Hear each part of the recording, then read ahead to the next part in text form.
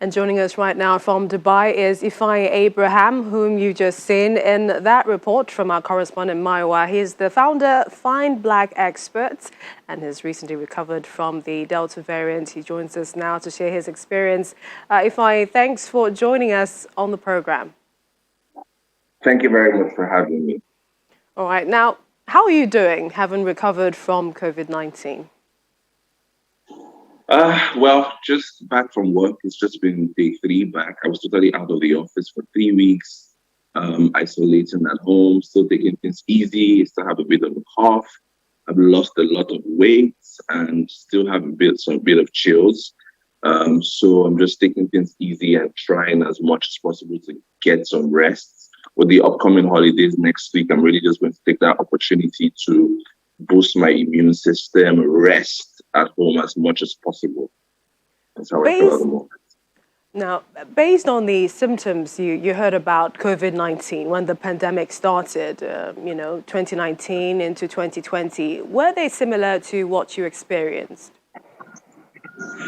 Yes, so I experienced most of the symptoms that I read about. For 2 years, I kept reading about the symptoms, kept going about trying as much as possible to avoid getting the virus, and it sprung up on me in a very surprising way. The very first symptom I experienced was increased body temperature and severe headache. It came to me on a Sunday. I couldn't do anything. I was in bed all day. I'm AA. I'm typically like a malaria carrier. So my first assumption was that this was a bout of malaria, even though the UAE has largely kicked out malaria. But my first attempt was to try to treat malaria. When I started seeing all the other symptoms, loss of appetite, like my appetite was almost totally zero, shortness of breath. I wasn't able to smell things properly, general body weakness. I started feeling weakness in my joints, my ribs. It was a totally horrible experience. So most of the symptoms that have been described, I experienced them all over the course of 3 weeks. So in terms of my initial experience, I first started feeling the symptoms on Sunday. My initial instinct was to stay at home, take the malaria meds, which were helpful, to be honest, in terms of managing the temperature. But in terms of the weakness and all the other symptoms, it wasn't really helpful. A couple of days later, I finally heard that one of the people I had been in contact with had caught the virus. This was what prompted me to go do a test. And then I got the results that I was positive. Then I started following the laid down guidelines or the advised things when it comes to handling the virus. So in terms of isolation, what was the experience? Okay, so I live in Dubai. So different Emirates have different processes from an isolation perspective. Dubai, the attitude is largely self-responsibility. We're at the point where we know we're living with this virus, so everyone just has to be careful. So Dubai gives you 3 options. Once you receive a positive result, when you receive a message or a call from the Dubai Health Authority, they ask you whether you can self-isolate at home, whether your home allows you to self-isolate and stay away from people, or whether you need isolation in a hotel or you need isolation in a hospital. Both options, paid options. Luckily for me, I was able to self-isolate at home and stay away from people. Requirements for that is having your own private room or apartment, having your own personal washroom and kitchen. For Abu Dhabi, Abu Dhabi is a lot stricter from an isolation perspective because the person that got the virus from eventually lives in Abu Dhabi. So the Abu Dhabi has options for isolation centers. They have proper isolation centers, which you don't have to pay for. COVID test is also cheaper in Abu Dhabi, so you can run as many COVID tests as possible. So in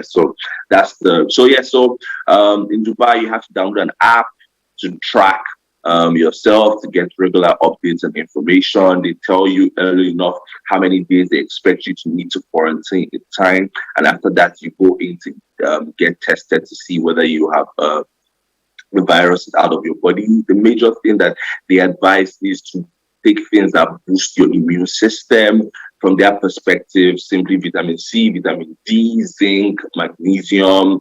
I added extra things. I was having regular steaming, baths with ginger, with aboniki balm, and then I was always having ginger water and garlic as well. These were very helpful. These are not part of my general lifestyle. The only thing I was pretty much able to eat was fruit smoothies. Making as much smoothies as possible was a very difficult ordeal with all the weakness that I had. The only food that could practically enter my body was pepper soup, so I had to keep ordering for pepper soup. I was not able to eat any other thing. Like I would have bowels where I felt like throwing up. Yeah. Oh dear, we are so sorry that you had to go through that. But we'd like to thank you for joining us. I just want you in 30 seconds, and this is, haven't gone through it, haven't survived it. How do you look at, this is still the pandemic era, life after, in terms of the measures now? Yes, and my advice to everybody is please try as much as possible to do things that protect you from the virus. The general government directives around masks, around social distancing, having these small sprays where you can spray your body when you've had contact with people, avoiding putting your hand directly to your mouth or your nose, which has been found to be the easiest way for this to pass. Especially with this Delta variant, the speed of transmission is really crazy. So we need to be All right. extra careful. Yeah. We appreciate your time. Thank you so much, Ifeanyi Abraham. He's the founder, Fine Black Experts, joining us from Dubai. Thanks a lot.